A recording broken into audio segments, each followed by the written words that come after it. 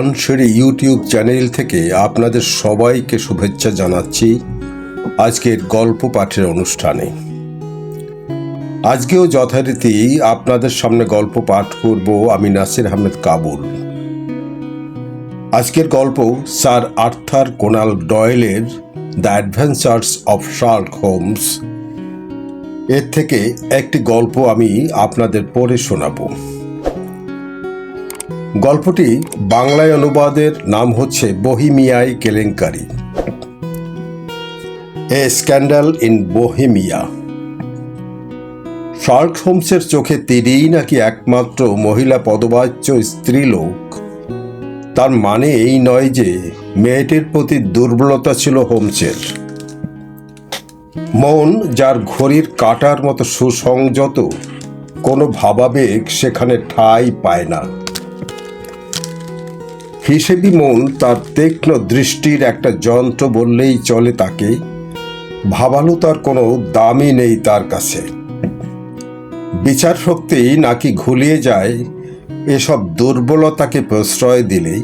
তা সত্ত্বেও আইরিন অ্যাডলারকে শ্রেষ্ঠ মহিলার সিংহাসনে বসিয়েছিল শার্লক হোমস। বিয়ের পর থেকেই হোমসের সঙ্গে যোগাযোগ কমে এসেছিল আমার। নিজের সংসার আর আলাদা ঘর নিয়েই তখন আমি মশগুল। হোমস সামাজিকতার ধার ধারে না।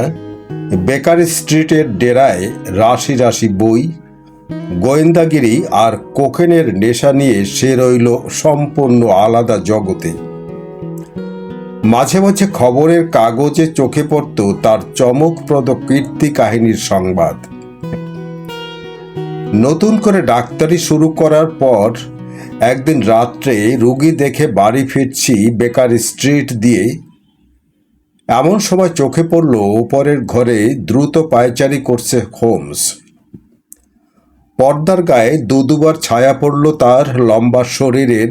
দেখলাম মাথা বুকের উপর ঝুঁকে রয়েছে, দুহাত পেছনে, অর্থাৎ কোকেনের নেশা কাটিয়ে উঠেছে হোমস। কাজের নেশায় বুঁদ হয়েছে। মাথায় সমস্যার ভূত চেপেছে বলেই এত ছটফট করছে ঘরময়। উঠে এলাম উপরকার ঘরে। হোমস আমাকে দেখল, খুশি হলো, কিন্তু উচ্ছ্বাস প্রকাশ করল না। চুরুটের প্যাকেট এগিয়ে দিয়ে সুরাপাত্রের দিকে আঙুল তুলে দেখিয়ে বসতে বলল চেয়ারে। তারপর তন্ময় চোখে চেয়ে রইল আমার দিকে। বিয়ে করেছে, সুখী হয়েছে দেখছি। 7.5 পাউন্ড ওজন বেড়েছে। 7 পাউন্ড। আবার ডাক্তারি শুরু করেছ? তুমি জানলে কি করে? দেখে। আরও দেখছি সম্প্রতি খুব ভিজেছ বৃষ্টিতে। আর একটা অকম্মার ধারি ঝি জুটিয়েছ বাড়িতে। ভায়া, বাড়াবাড়ি হয়ে যাচ্ছে নাকি? সেকাল হলেই তোমার নির্ঘাত জ্যান্ত পুড়িয়ে মারা হতো। গত বৃহস্পতিবার গায়ে গিয়েছিলাম হেঁটে, ফিরেছি অতি কষ্টে। কিন্তু জামা কাপড় পাল্টানোর পরেও তুমি জানলে কি করে বলো তো? যাচ্ছে তাই ঝিটাকেও বিদায় করেছে স্ত্রী, অথচ তুমি।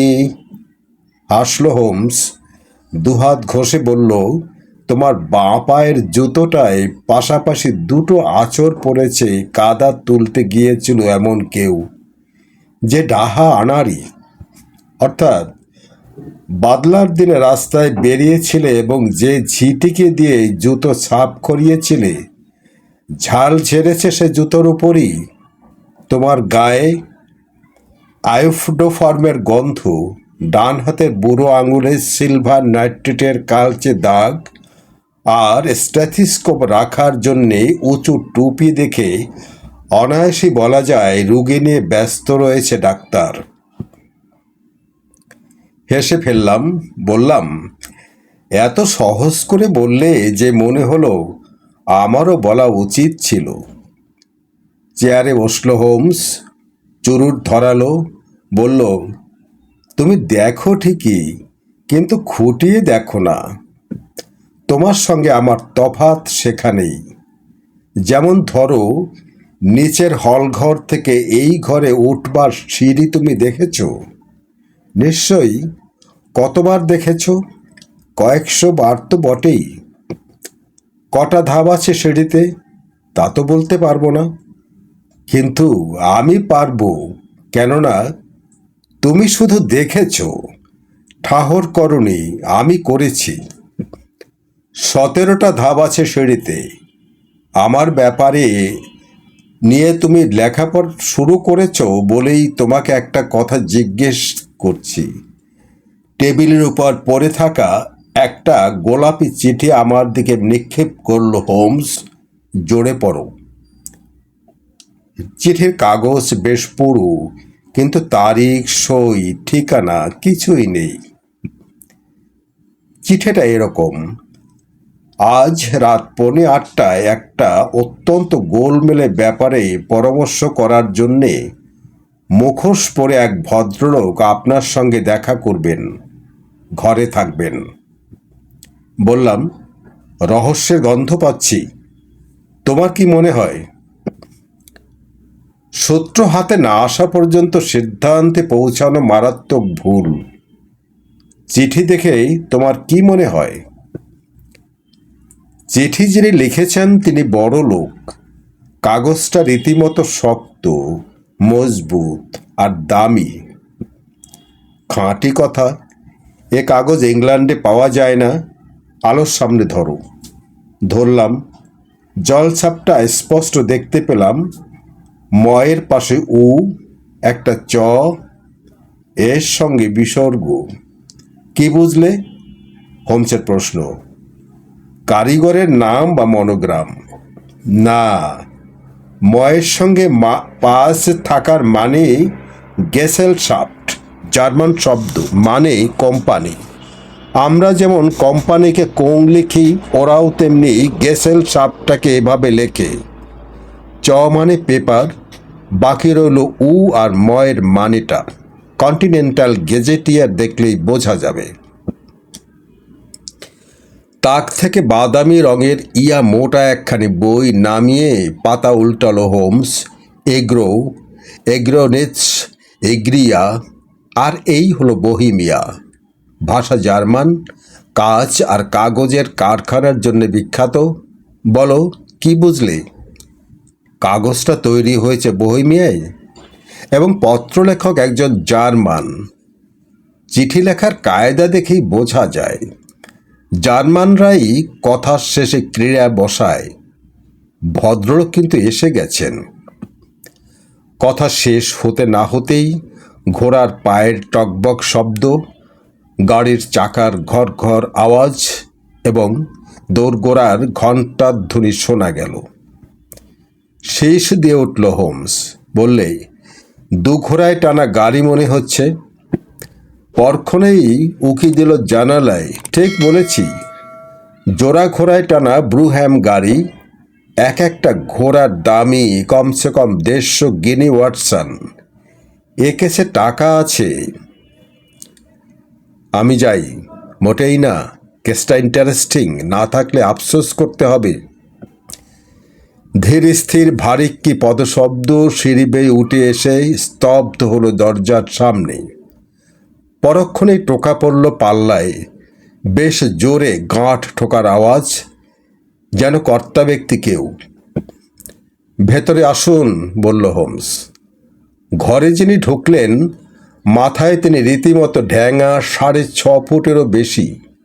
হারকিউলিসের মতো গড়ন পেটন। পোশাক দারুণ দামি, কিন্তু ভীষণ জমকালো, ইংল্যান্ডের রুচিতে আটকায়। সারা গায়ে কুবেরের সম্পদ যেন ঢেলে দেওয়ার চেষ্টা করা হয়েছে। মাথায় হ্যাট, আধখানা মুখ কালো মুখোশে ঢাকা। একটা হাত মুখোশ ছুঁয়ে রয়েছে, যেন ঢাকবার আগে এইমাত্র লাগালেন। মুখের নিচের দিকে প্রখর ব্যক্তিত্ব যেন ছিটকে বেরুচ্ছে। মোটা ঠোঁট আর লম্বা থুতনিতে গোয়ার তুমি। গাজোয়ারি আর মনের জোর বেশ স্পষ্টভাবেই ফুটে উঠেছে। রুক্ষ জার্মান উচ্চারণে বললেন, চিঠি পেয়েছেন? বলে পর্যায়ক্রমে আমার আর হোমসের দিকে তাকালেন, যেন বুঝে উঠতে পারছেন না কার সঙ্গে কথা বলবেন। বসুন, বলল হোমস। ইনি আমার বন্ধু এবং সহযোগী ডক্টর ওয়াটসন। কার সাথে কথা বলছি জানতে পারি? আমার নাম কাউন্ট ফন ক্রম বোহেমিয়ার খানদানি আদমি আমি। একে বিশ্বাস করা চলে তো? উঠে দাঁড়াতে যাচ্ছি, টেনে বসিয়ে দিল হোমস। বলল, হয় দুজনে শুনবো, নয় কেউ শুনবো না। এর সামনেই বলুন। কাঁধ ঝাঁকি দিয়ে কাউন্ট বললেন, তাহলে কথা দিন অন্তত 2 বছর এ ব্যাপার প্রকাশ করবেন না। করলে ইউরোপের ইতিহাস অন্যরকম দাঁড়াতে পারে। কথা দিলাম, বললাম আমি আর হোমস।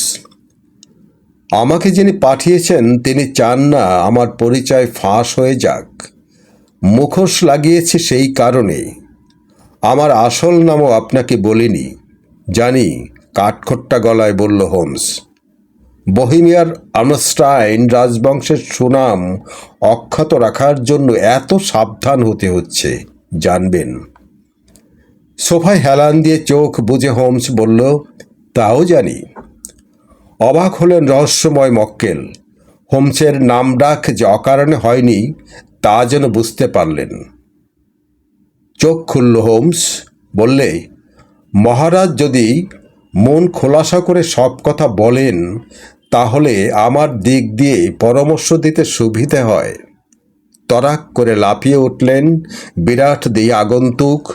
দুমদাম করে ঘরময় কিছুক্ষণ চরকি পাক দিয়ে এক টানে মুখোশটা খুলে নিক্ষেপ করলেন মেঝেতে। হ্যাঁ হ্যাঁ, আমিই রাজা, অত লুকোছাপা কিসের? আমিও তো তাই বলি। আপনি মুখ খোলার আগেই বুঝেছিলাম আজ আমার ঘরে পায়ের ধুলো দিচ্ছেন স্বয়ং ডিউক। ব্যাপারটা এতই গোপনীয় যে কাউকে বিশ্বাস করতে পারিনি প্রথম থেকেই। ছদ্মবেশ ধরে আসছি। ধরুন, শুরু করুন। ফের চোখ বন্ধ করে হোমস। বছর 5 আগে ওয়ার্সো নগরে নামকরা অভিনেত্রী আইরিন অ্যাডলারের সঙ্গে আমার আলাপ হয়। নামটা শুনেছেন নিশ্চয়ই। ডাক্তার, নামের লিস্টটা বার করো তো। ব্যক্তিদের যাবতীয় বৃত্তান্ত লিখে রাখত হোম। দরকার মতো তা কাজে লাগাতো। আইরিন অ্যাডলারের নাম পেলাম একজন ইহুদি প্রফেসর ও মিলিটারি অফিসারের নামের মধ্যে। দাও। নিউ জার্সিতে জন্ম 1858 সালে। ইম্পেরিয়াল ওয়ার্সো রঙ্গমঞ্চের মূল গায়িকা। থিয়েটার ছেড়ে দিলেন, লন্ডনে আছেন এখন।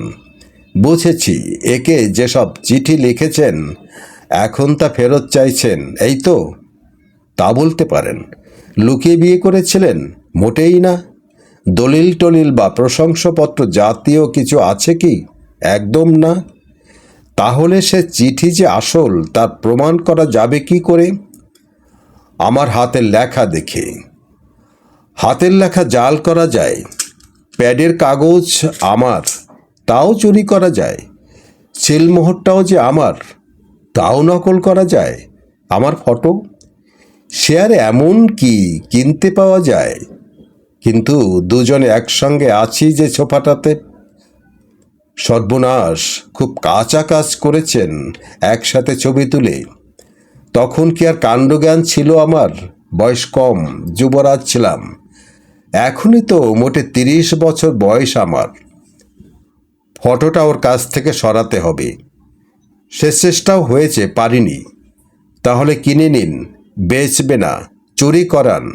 5 বার চেষ্টা করেছি।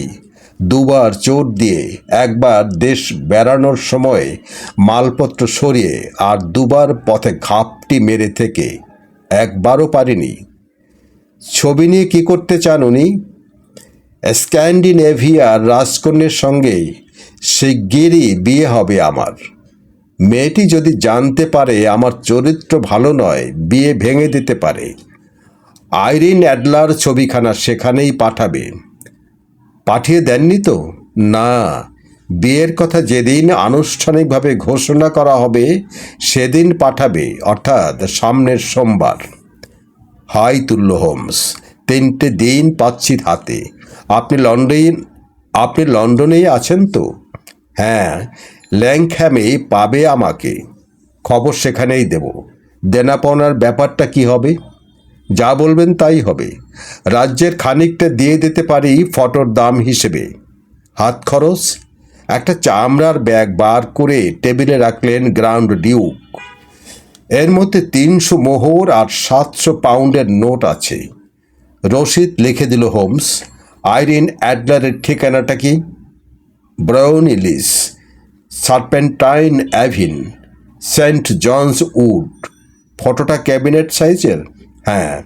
গুড নাইট, শিগগিরই খবর পাবেন। গাড়ির আওয়াজ দূরে মিলিয়ে গেল। হোমস বলল, কাল বিকেল 3টে নাগাদ চলে এসো, এই নিয়ে কথা বলা যাবেক্ষণ। পরদিন ঠিক 3টেই গেলাম। হোমস সকাল 8টায় বেরিয়েছে, তখনও ফেরেনি। আগুনের চুল্লির ধারে বসে রইলাম ফেরার পথ চেয়ে। ঘড়িতে ঢং ঢং করে 4টে বাজতেই দরজা খুলেই ঘরে ঢুকলো একজন কদাকার সহিস। পোশাক নোংরা, মুখে দাড়ি গোঁফ, চোখ রাঙা, ভাবভঙ্গি মাতালের মতন। 3-3বার আপদ মস্তক চোখ বোলানোর পর চিনলাম বহুরূপী হোমসকে। শোবার ঘর থেকে 5 মিনিট পরেই বেরিয়ে এলো টুইট স্যুট পরা ভদ্রলোকের চেহারায়। আগুনের সামনে পা ছড়িয়ে বসে পেট ফাটা হাসি হাসল বেশ কিছুক্ষণ ধরে। ব্যাপারটা কি? দারুণ মজা হয়েছে আজ সকালে। আইরিন অ্যাডলারের বাড়ি পাহারা দিচ্ছিলে বুঝি? ঠিক। সহিসের ছদ্মবেশে বেরিয়েছে সকাল 8টায়। গারোয়ান আর সহিসে খুব মাখামাখি সম্পর্ক থাকে, খবর পেতে অনেক সুবিধে হয়। ব্রাউনি লজ বাড়িটা দোতলা, রাস্তার ওপরেই, পেছনে বাগান, ডান দিকে সাজানো বসবার ঘর, বড় বড় জানালা। বাগানের পাঁচিল বরাবর একটা নোংরা গলি ঢুকেছে ভেতরে। সহিসা ঘোড়া ডলাই মালাই করছে সেখানে। আমিও হাত লাগালাম। বিনিময়ে পেলাম 2টো পেনি, 8 বোতল মদ, তামাক আর আইরিন অ্যাডলার সম্পর্কে অনেক খবর। নির্ঝঞ্ঝাট মহিলা। ভোরে বেড়াতে যাওয়া আর কনসার্টে গান গাইতে যাওয়া ছাড়া রাস্তায় বের হন না। 7টায় ফিরে ডিনার খান।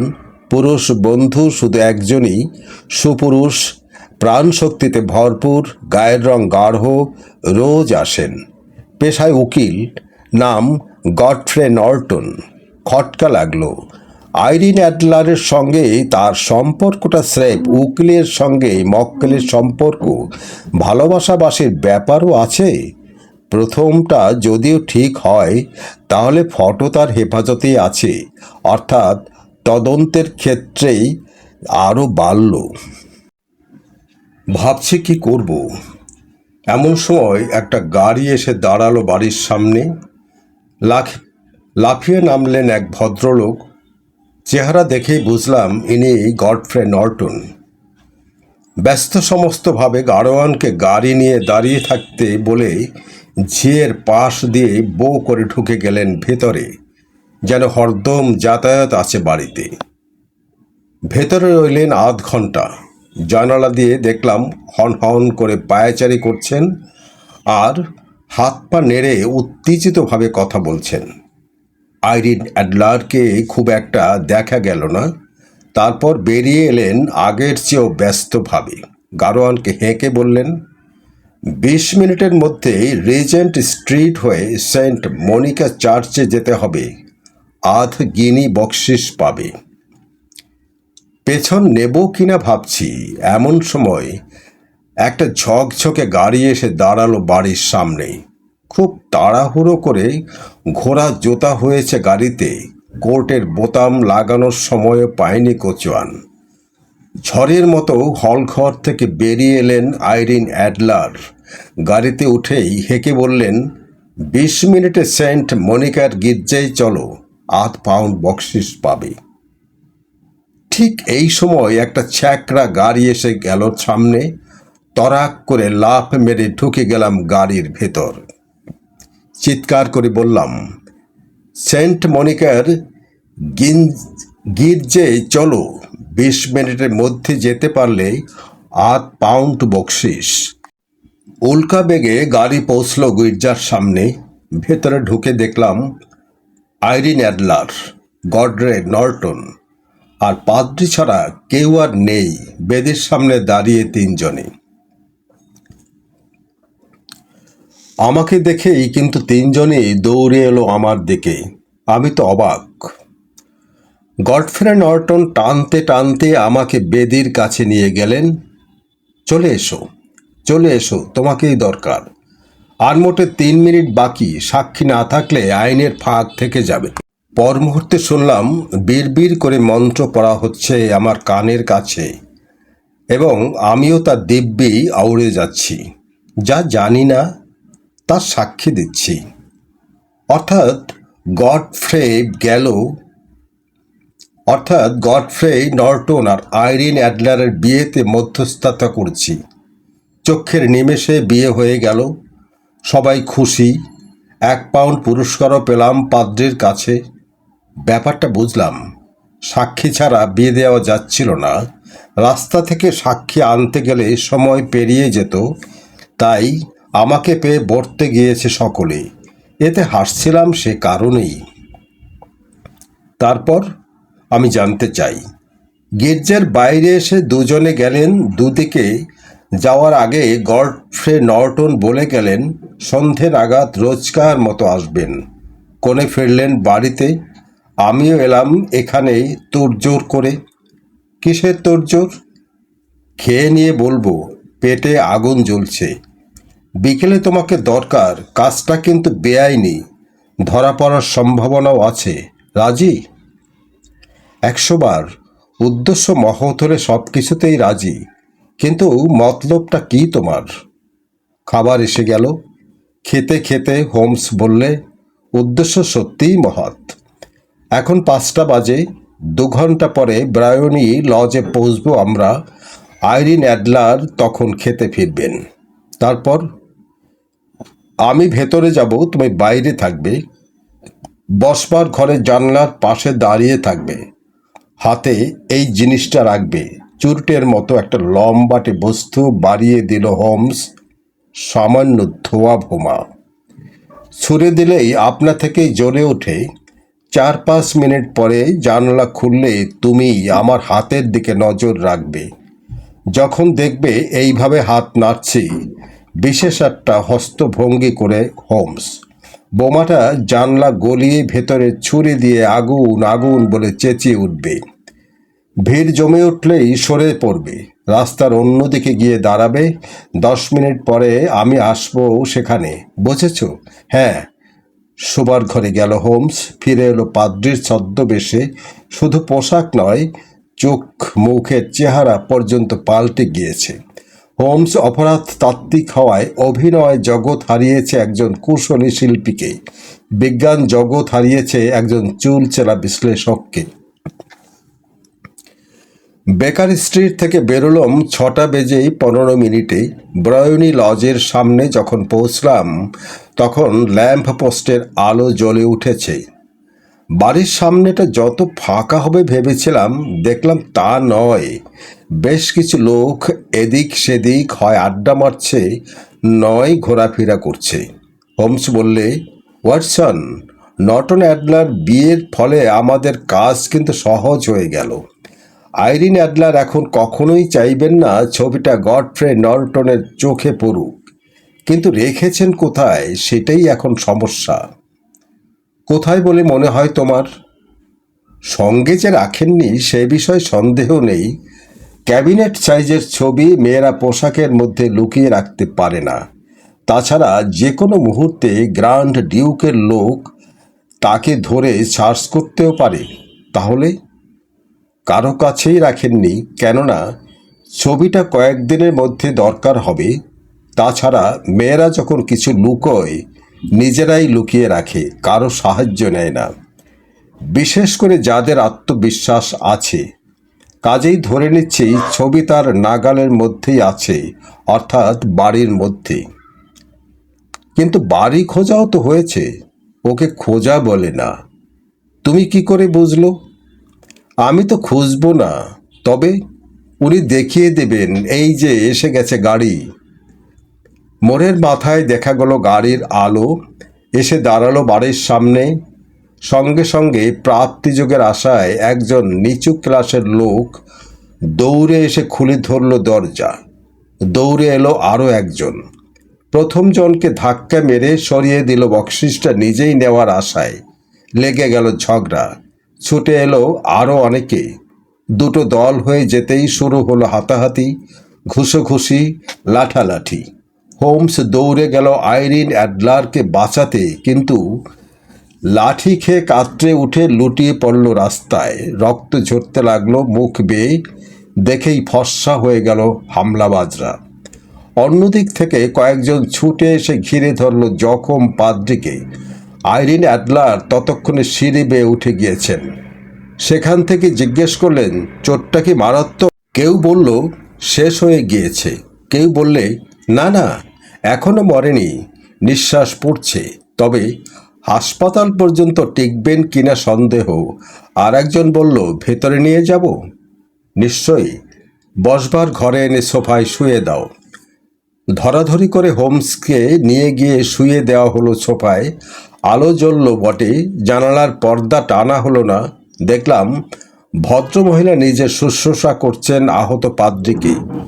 ধোঁয়া বোমা হাতে নিয়ে তৈরি হলাম, সংকেত পেলেই ছুটব। কষ্টে সৃষ্টি সোফায় উঠে বসেছে হোমস।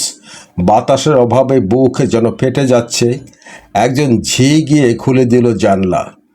সঙ্গে সঙ্গে সেই বিশেষ কায়দায় হাত তুলল হোমস, এবং আমিও ধোঁয়া বোমা ঘরের মধ্যে ছুটে দিয়েই চেঁচিয়ে উঠলাম, আগুন আগুন আগুন।